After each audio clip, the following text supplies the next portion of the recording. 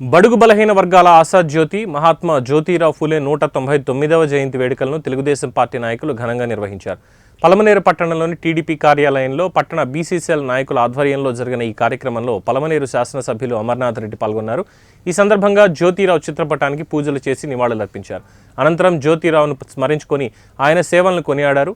అంటరానితనం మరియు కుల వ్యవస్థ నిర్మూలన మరియు మహిళలు, అణగారిన కులాల ప్రజల విద్యను అందించడంలో ఆయన చేసిన కృషి గొప్పదని కొనియాడారు. అలాంటి మహాత్ముని ఆశయ సాధనకు కృషి చేయాలని కోరారు.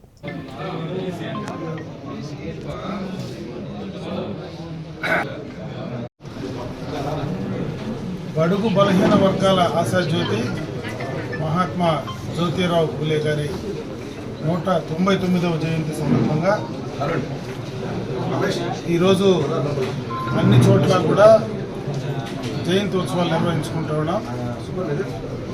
బడుగు బలహీన వర్గాల కోసం, వారి అభ్యున్నతి కోసం పోరాడినటువంటి వ్యక్తిగా ఈరోజు వారిని ఆర్థికంగా, సామాజికంగా నిలదొక్కునే విధంగా విద్యాపరంగా ముందుకు తీసుకురావాలని, సంఘంలో వాళ్ళకు కూడా ఒక సముచిత స్థానం, గౌరవం కలగాలనేటువంటి ఆలోచనతో పోరాడినటువంటి జ్యోతిరావు ఫూలే మహాత్ముని యొక్క ఆశయాల సాధన కోసం ఈరోజు అందరూ కూడా పనిచేసే విధంగా భవిష్యత్ తరాలు కూడా యువత ఆయన ఆశయాలను ముందుకు తీసుకెళ్ళి